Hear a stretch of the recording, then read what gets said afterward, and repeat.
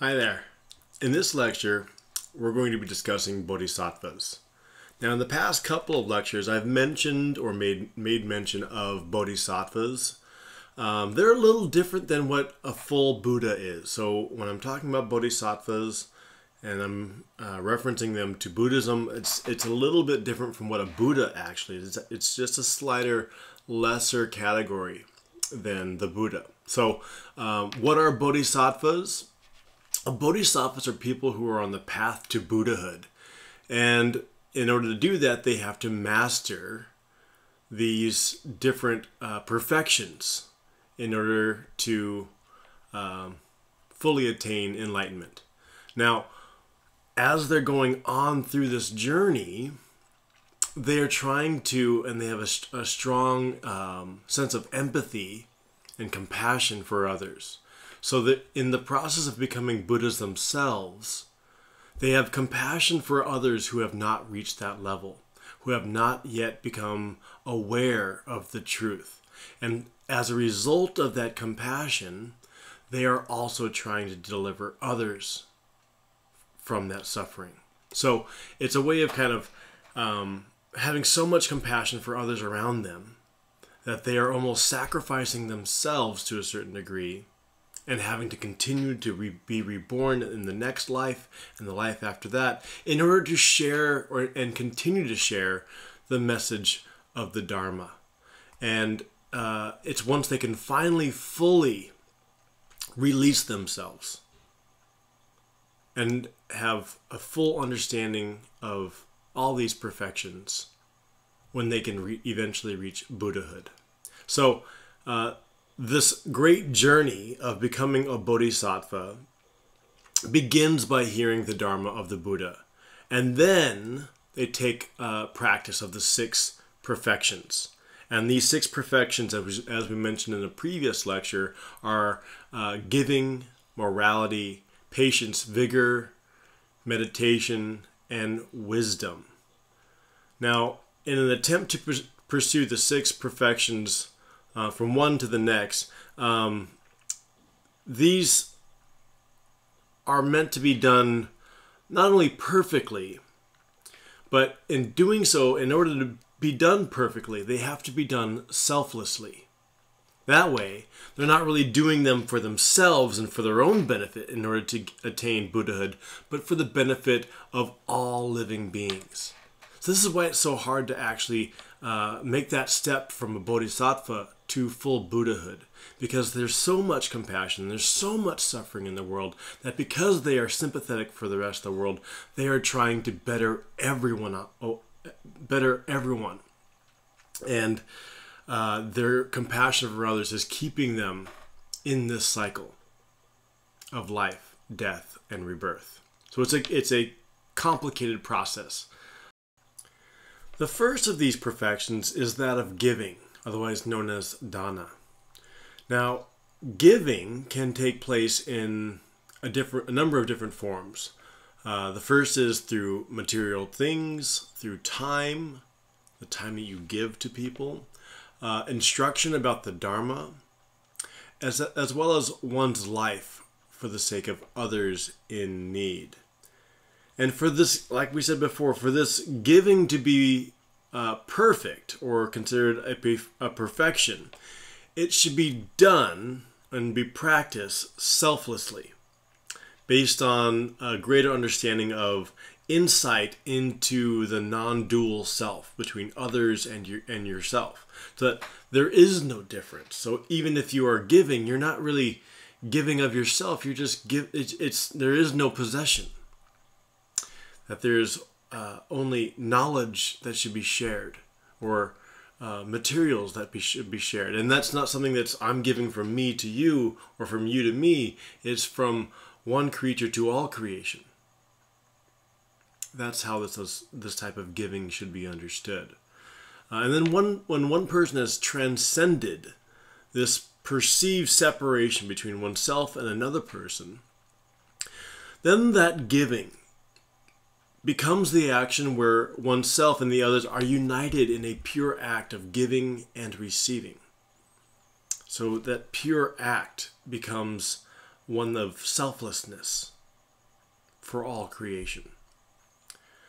Now, there's also a form of giving that wasn't included in these first four, which is known as the transformation of merit. Now, merit can be gained by doing more wholesome acts. So it's that karmic accrual of positive or wholesome karma that can be built up. And you can transfer that merit that you've gained, whether it's from doing good actions or perfecting some of these ways of knowledge. And by doing that, by taking it on and then sharing it to others who are in need, you can then help others who are potentially having a difficult time gaining that understanding or understanding of merit. So the transfer of merit helps a person overcome their own attachment. So even if you have a sense of pride for, look how good I'm doing, your transferring of that merit then can allow you to overcome your attachment to that and gain a greater sense of spiritual gratification, which is not based off of selfish needs or selfish wants. It's based off of the needs of all. So that's giving. The next perfection is that of morality, otherwise known as sila. And these come in the form of 10 good actions. It's interesting that number 10 comes up for a moral compass for Buddhism as well as in Judeo-Christian beliefs as well. But here are the 10 good actions. They are not to kill, not to steal, not to engage in illicit sexual behavior, not to lie, not to use harsh words, not to use words that cause an enmity between people, not to engage in idle talk, not to be greedy, not to be angry, and not to hold wrong views. Now, wrong views has more to do with ignorance than it has to do with, okay, well, I'm right and you're wrong or whatever. It's more about a greater sense of understanding of the truth. And these 10 moral good actions can begin the necessary moral perfection of unwholesome thoughts and dispositions. So it's a way of cleaning out these negative, unwholesome acts that you're doing in the world, as well as the actions that arise from such afflictive thoughts and mental attitudes. And then the perfection of these through morality brings freedom from troubling passions and creates a greater understanding of inner balance, mental calmness, and equanimity for all people. So that's morality. Next, we have the perfection of patience, or ksanti. Now, someone who's patient is one who can endure hardships. And with wisdom, one is able to see the bigger picture. And even if the Bodhisattva is being harmed in someone else's actions, being patient has the ability to forgive them because they realize that those who are doing those harm are caught up in those negative attitudes based off of previous causes and conditions. So if a person is perhaps maybe doing something evil or something that was upsetting to someone else, you can look at the big picture and you can realize, well, maybe this person has had a bad day or a bad upbringing. And this has helped shape them to who they are and where they are now. So instead of judging them at this moment and in this time and saying, okay, well, you're just a terrible person, you can look at the wider picture and realize that through patience, you can endure all these hardships because you have a greater picture of the whole truth. And once you have this patience and you perfect this patience, then you have the ability to conquer hate and conquer the understanding of hatred in general, which is one of those 3 root evils that we talked about earlier. So if you have patience, you can endure hardships and conquer hate. Pretty nice thing to have. Next we have vigor, which corresponds with the right effort in the Eightfold Path. Now, vigor connects to having a sense of not only zeal, but effort and energy needed to overcome the unwholesome thoughts and attitudes that one may have. These things are hard to overcome, and having the right understanding of vigor allows you to cultivate positive attitudes, to understand and study the Dharma, and then put those understandings into practice through good actions. So this also includes having more of a heroic compassion that one must have in order to benefit all living beings.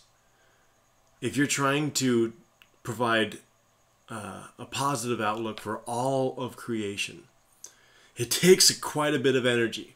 It takes a lot of patience, like we talked about before, and the energy needed to do that in order to stay on the path is a perfection that is required for you to gain that greater sense of understanding. So vigor also refers to what is necessary to maintain that enthusiasm for that spiritual journey that you're on. And at times it can feel long and arduous. And the passion that you can get through this vigor can be inspired by seeing others in need of help and realizing that as a Buddha, you would then be able to provide the most help for all living beings. So it gives you a sense of motivation to continue the right path in order to help more people. Again, a more selfless understanding as opposed to just what it benefits your own self. It's more for what can benefit all creation.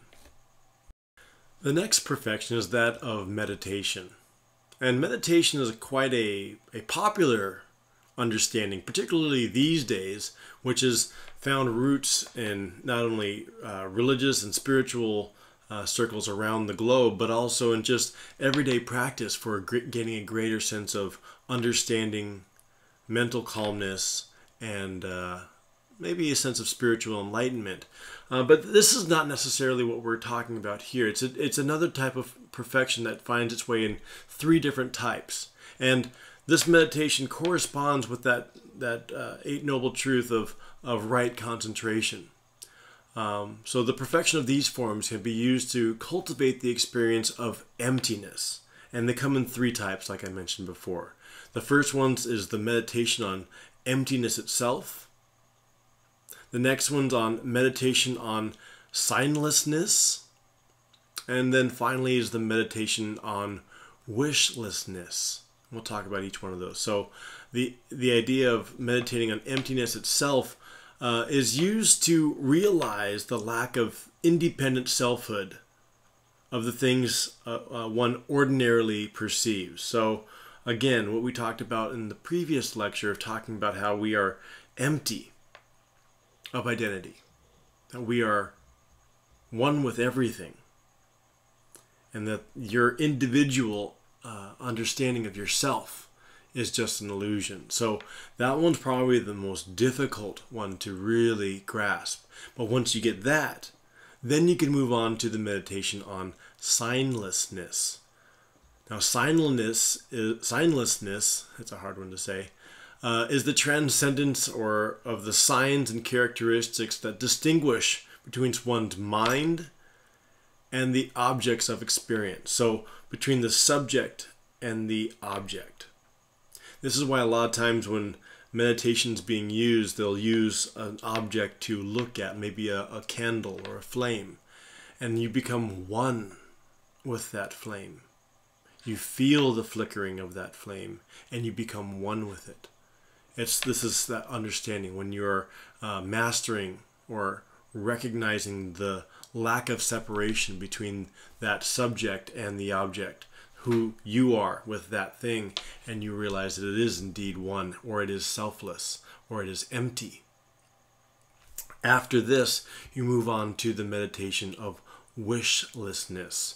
Now these are based on the meditations of emptiness and signlessness. And once you are able to get that, then one eliminates attachments to or wishes for the things of the world.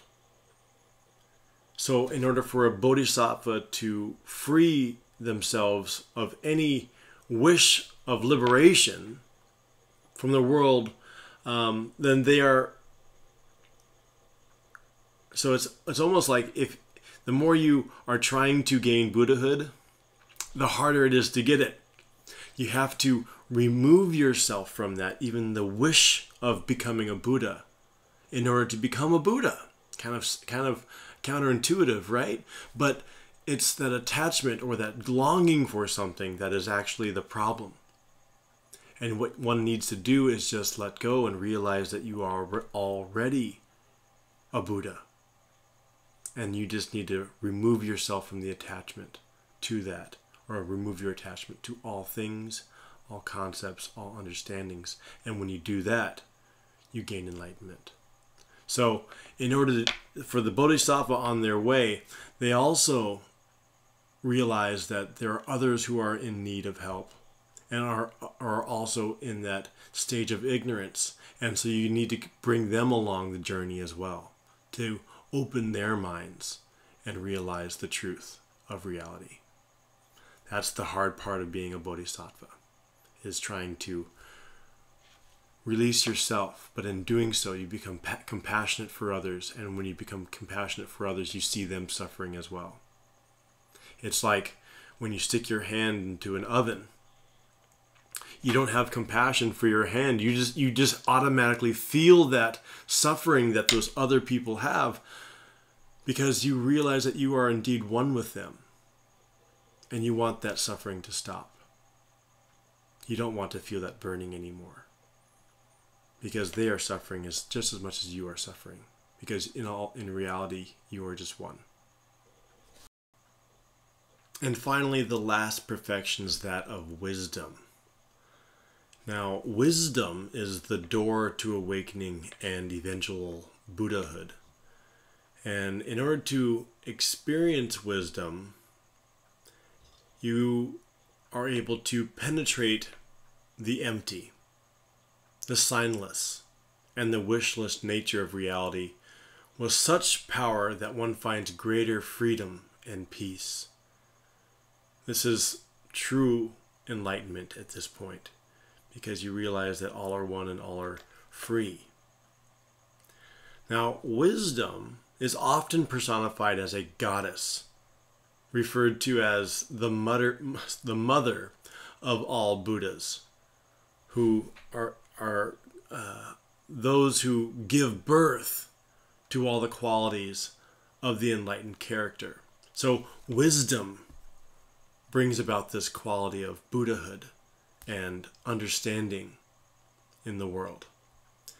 And it is by experiencing the emptiness of any independent selfhood within the eye of wisdom that one is able to have that path or an ability to practice the other 5 virtues with perfect selflessness. So as you go through these other perfections, it's not until you can finally gain wisdom where you can actually ultimately perfect all these other practices of perfections. And wisdom is able to penetrate the various factors and processes of life and understand how they can lead to happiness and a lack of suffering.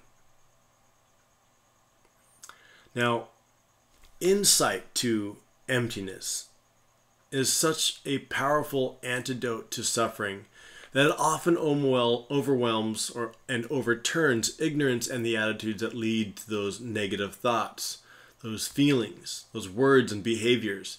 And in their place comes compassion. And when you have compassion for others, you have a greater understanding for their needs as well as your own. And you have a greater understanding of the ultimate truth of all reality. So that comes with wisdom. Now, even bodhisattvas have different levels or different stages within their ranks. And these stages correspond with some of these perfections that we mentioned earlier. For the first couple centuries, there were only really 6 stages. But then later on, the Mahayana tradition also taught that there are other discernible stages of spiritual growth on the journey to Buddhahood. So they extended that on to 10. So there's 10 stages of the Bodhisattva. The first 6 stages correspond with the 6 perfections. That makes sense. But then there are 4 more perfections that were then added later to fit on these final 4 stages. And we'll talk about each one of these individually here. So the first one here is a joyous choice. Now, it is at this stage when they join the family of the Buddhas and become joyous. It's a way of saying, hey, look, we're on this path. This is a good thing. So when the Bodhisattva produces aspirations for awakening, then this is the initial step. And they have to work hard at the first perfection of giving. And so by experiencing wisdom of emptiness of all things, then they're able to give selflessly to benefit others without any regret, worry, or desire for praise. So this is the joyous choice of gaining that path towards full enlightenment. The next stage is that of purity, luminosity, and radiance. So these are the second, third, and fourth stages here. And purity is the result of practicing the perfection of morality. Luminosity is the strength and the perfection of patience, and radiance cultivates the perfection of vigor. These are corresponding with those 6 perfections there. So the Bodhisattva develops these 10 good actions to overcome impure inclinations and engage in unwholesome actions. So with purity of mind, speech, and action, there grows an inner equanimity in the person that is the basis for more profound meditative practices and a deeper attainment of wisdom. Now, going back into luminosity, wisdom is like the light of a sun. It penetrates in the suchness of all things, so the reality of all things. So with that wisdom comes great understanding of the truth. So like a fire, it burns away all these attachments, and with practice of patience, this helps the Bodhisattva overcome anger, hatred, and even annoyance of any of these harmful acts or words. They just come off of you like those rose petals or those flower petals that we talked about earlier. And then finally, radiance.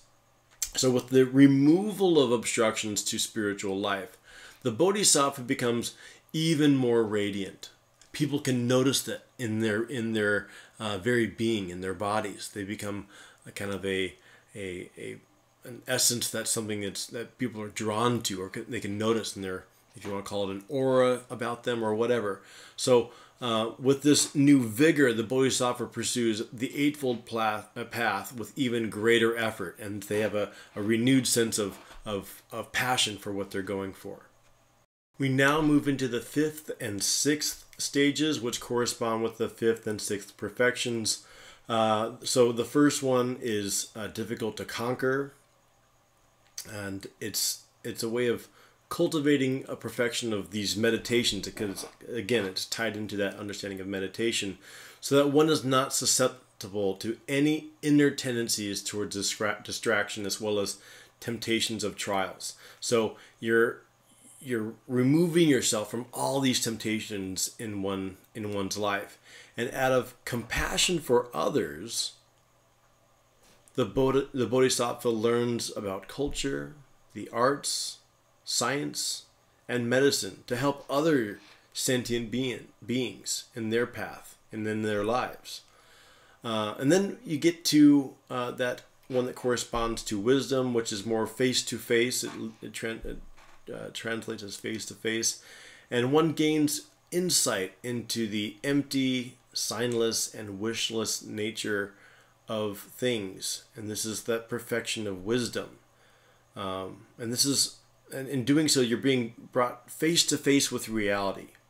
And one realizes this by observing dependent arising in its existence, and does so in a way that he or she is then able to overcome any attachment to this world, but also to nirvana. So you're not necessarily attached to nirvana.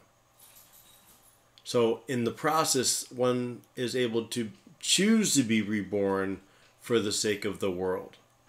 And in doing so, you're giving up on nirvana in order for greater compassion for all living creatures, so that you can bring them along on the journey as well. So it's a way of like, I don't want to make it into nirvana without the rest of creation, because in reality we are all one.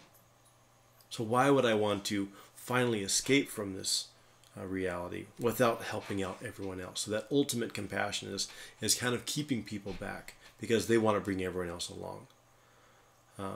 So the Bodhisattva can, at this point, now enter final nirvana, if after death, if she or he wants to.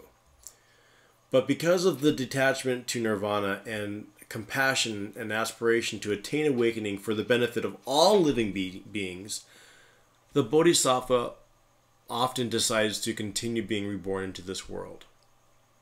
And as long as there are beings in need that are suffering out there, she or he will continue the journey to become fully enlightened in order to better help others. So yes, they're continuing their journey, but it's for the sake of others, not for themselves. We then get into these last 4 stages that go beyond just our own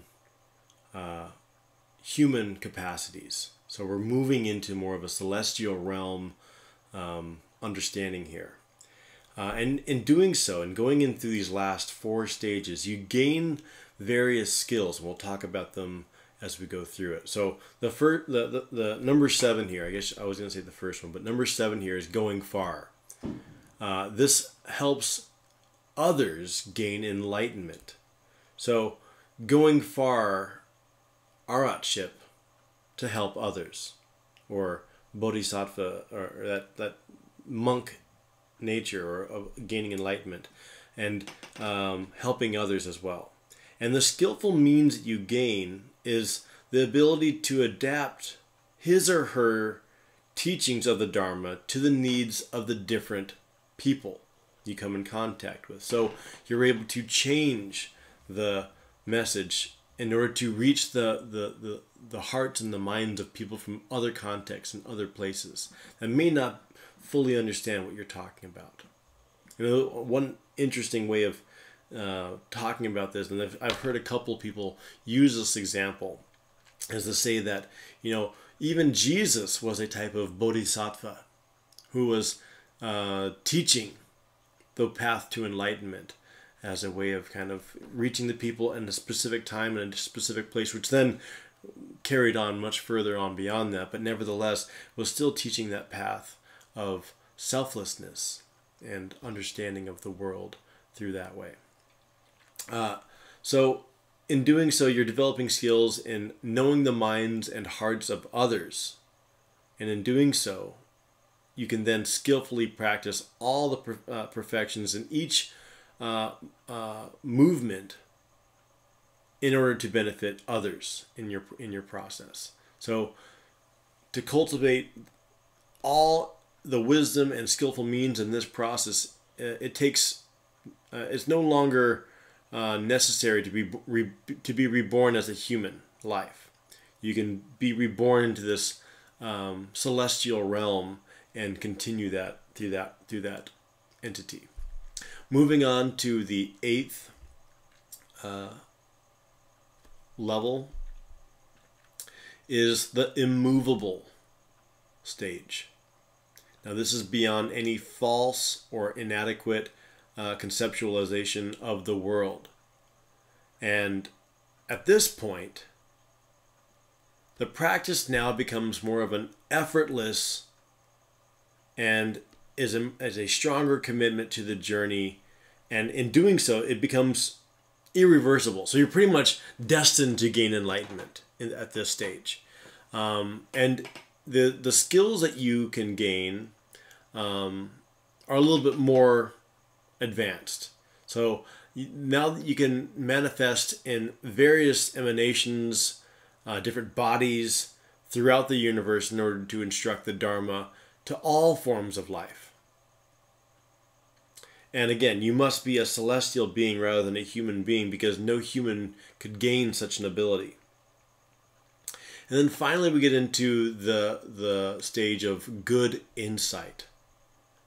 So again, you perfect some of these skills that allow others to gain enlightenment and to gain awakening. So they use these things for all realms throughout the entire cosmos. And in doing so, you are gaining a greater understanding of all the paths to Buddhahood and are perfected them into a sense of good insight. So you have the ability to see how people are entangled in various ways in their lives. And it has more to do, you have a greater ability to have skill and eloquence about explaining the Dharma than even the gods themselves. So you can even explain how to unentangle yourself from attachment, even to the gods, in order for them to gain enlightenment. So at this stage, you're perfecting that sense of power. And that power is the ability to use all language and means of communication of all living things in all parts of the cosmos to really get to the heart of the issue of that emptiness of reality. And ultimately, we come to this 10th stage, which is known as the Dharma cloud. And at this stage, you have perfected the understanding of the truth of reality, and have, in doing so, gained perfection of omniscient knowledge. So at this stage, you have all the wisdom of all creation pouring through you, and you have mastered all forms of concentration. So in this state, all the rays of wisdom from all the previous Buddhas are now resting on the Bodhisattva's head. And you can see this in a lot of the sculptures as seen here. On the head mount, there are all these other Bodhisattvas or Buddhas that are on top of the head. And it's a representation that all that knowledge, all that omniscient knowledge is going directly into that Bodhisattva's head, sharing the wisdom and concentration with all the qualities of Buddhahood. But what's interesting is that one must be born one more time to become a Buddha and create their own Buddha realm. And in doing so, you're also producing limitless emanations of bodies throughout the cosmos. And as this goes out, this is why it's called the Dharma cloud, you're raining down the Dharma for the benefit of all beings. So it's sharing all of the understanding to all of creation. And then eventually you'll be reborn as a living Buddha and then gain full enlightenment at that stage. So now that we've talked about what bodhisattvas are, let's now talk about some of the more important or more popular bodhisattvas that exist within the world. And this is particularly within the religious side of Buddhism, because a lot of times these bodhisattvas are prayed to. It's almost like a type of saint and a mediator between themselves and the divine. So in times of need or want, they'll pray to or ask for the unseen aid of these various bodhisattvas to help them in their time of need. The most important ones are characters like Maitreya, Manjushri, and Avalokitesvara. I can hardly pronounce that one, so hopefully we'll get to that one, and I'll change the phrasing as to the more Japanese one that I'm more familiar with when we get to that one later on. So the first one we'll discuss is Maitreya. Now, Maitreya is probably the most famous image of what a lot of people think is the Buddha. This is known as the fat Buddha. A lot of times it's known as the happy Buddha. So this Maitreya is known as the kindly one, and is believed to be the next Buddha, or the Buddha that will be coming into fruition in the near future or distant future.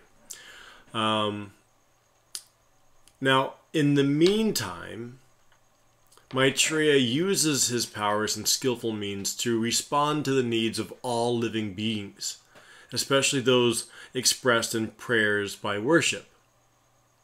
So this is again where the religious side of Buddhism comes into effect, because people indeed pray to Maitreya, because Maitreya, in his loving compassion for all living creatures, is out to help relieve the suffering of all, and in doing so grants the wishes and the prayers of those who are beseeching his aid.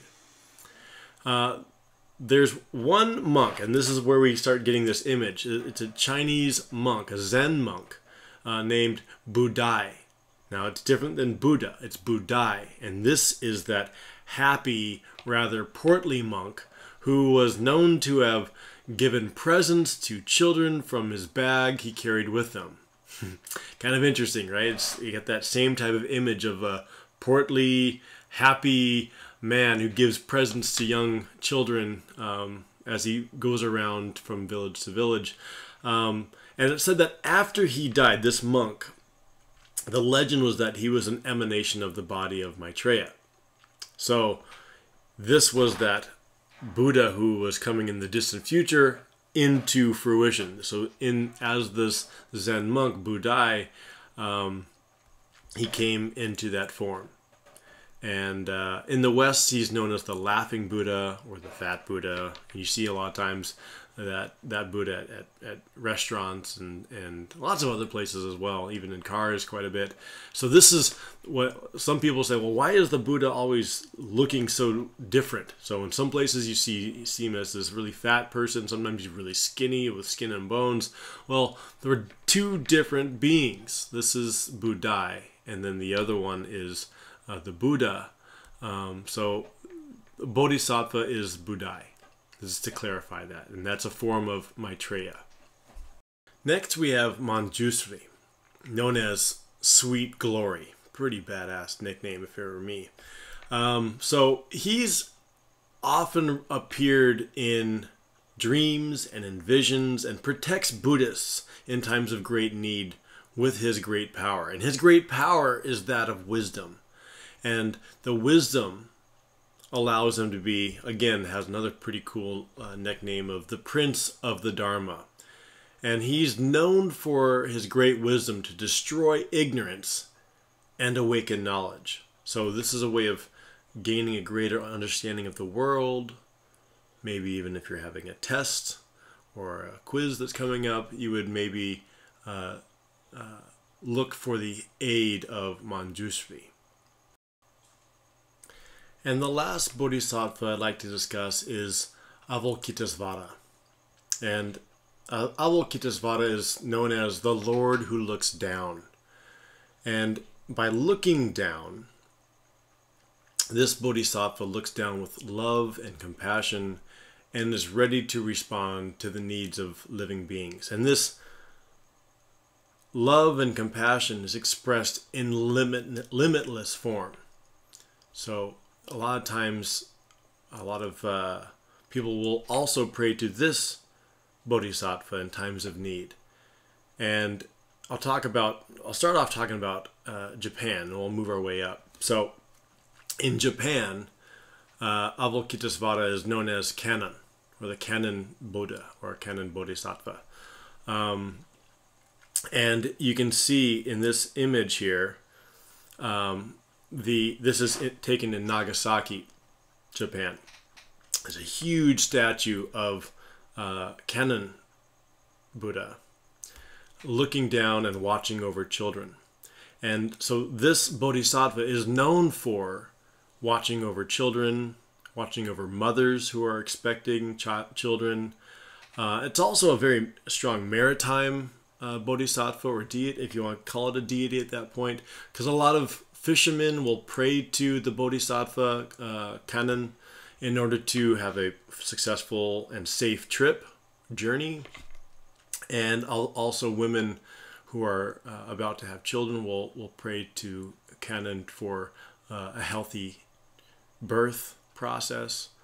But it's interesting because, you know, Nagasaki is, although it's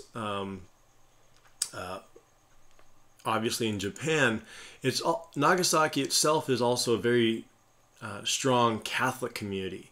And if you look at the connection here between the Bodhisattva Kannon and also statues of Mary, the image and the similarities are striking. Both looking down and protecting over children. And this is why, and this is a little history lesson for you, I can't resist, because this is my dissertation looking at these hidden Christians in Japan. This is why a lot of hidden Christians who went underground for 300 years in Japan, 250, they would use the image of the Kannon as a way of praying to and giving reverence to Maria. So they call it the Maria Kannon. And you can see images here of various artifacts that have been preserved for generations from the start of Christianity in Japan until it was eventually allowed to practice in the late 18th century, when Buddhism was finally able to work along with Christianity freely, but nevertheless underground Christianity was disguised as Buddhism. Now, going back into other forms of how Avalokitesvara is manifest in different countries. In China, this bodhisattva is known as Guanyin, and in Tibet, it is believed that the Dalai Lama is an emanation of this bodhisattva. So we see the Dalai Lama we have right now, Tenzin Gyatso, who's going around and is sharing that Dharma to all people with loving compassion, sharing that message. And then when he dies, he is reborn into the next Dalai Lama, who then shares that knowledge as well. So at this point, Avalokitesvara is that emanation of loving compassion, who brings that Dharma to all creation and all generations, from one epoch to the next epoch. And in this way, it's a continuation of that great truth of reality and a way of sharing that great truth throughout time. Pretty cool way of looking at how the continuation of not only religion but also philosophy is able to be passed on. And there we have this lecture on Bodhisattvas.